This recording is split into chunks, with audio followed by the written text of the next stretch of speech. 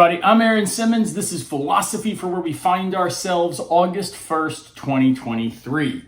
Hope you're doing great. A new newsletter dropped this morning from my website at jaronsimmons.com. So if you are not yet subscribed there, go over there, get subscribed, and I'll get that newsletter out to you. It has a bonus video that talks about Philosophy 101 in 20 minutes, some recommendations for books you should look at, a music recommendation, and the whole issue is focused on the theme of improvisation. So I hope you'll check that out. Get subscribed there at my website, and I'll get the newsletter coming your way. Today, what I want to do is talk about one of my favorite essays in philosophy that eventually got published as a book, and that is the book On Bullshit by Harry Frankfurt.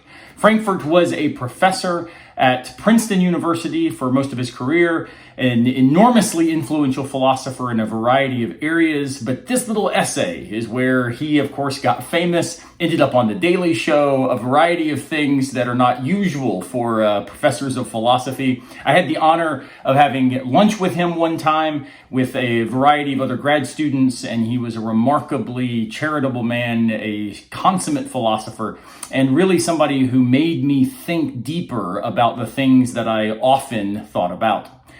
Well, in this little book called On Bullshit, which I recommend you pick up, it is short, it is easy to read. What he does is warns us against what he takes to be one of the biggest risks, the biggest threats to our social life together, to our democratic society. And he defines this as bullshit.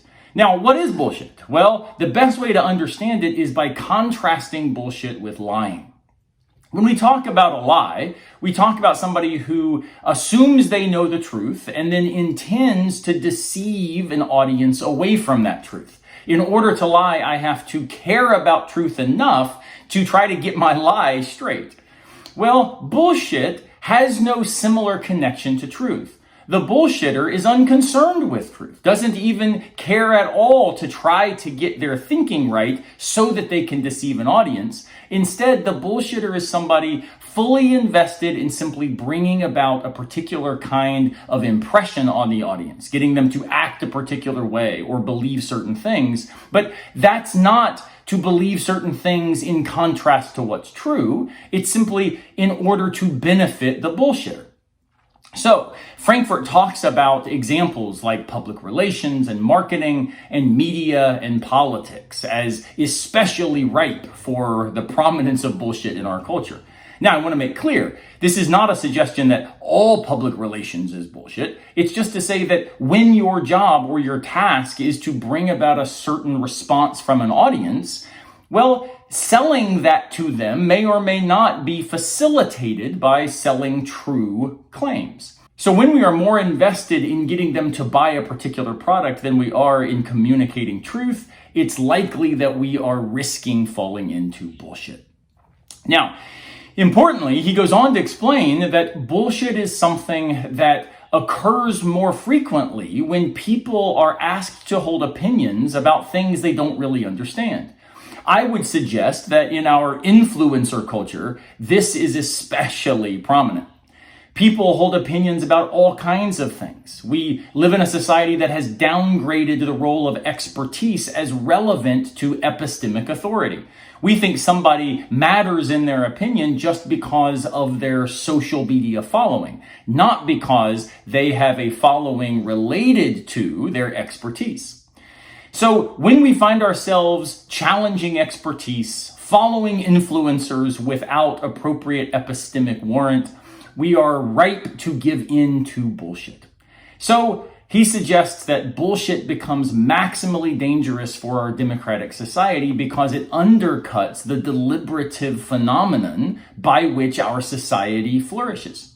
We are people who need to trust that the other members of our society are trustworthy, that they, like us, will bring good reasons for the views they hold, that they will be concerned to change their belief if, in fact, objections cause them to rethink it.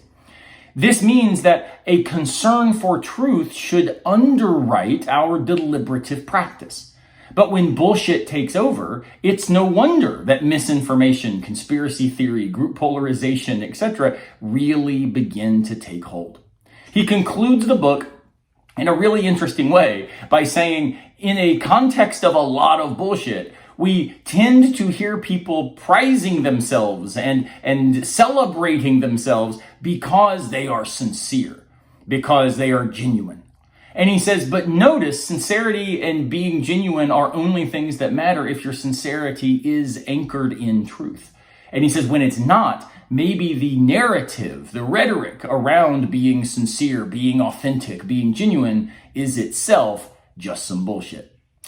Anyway, pick up the book. I think you'll really enjoy it. It really speaks to where we are in unbelievably prescient ways and gives us some suggestions for how maybe to respond to some of the errors in our social life. All right.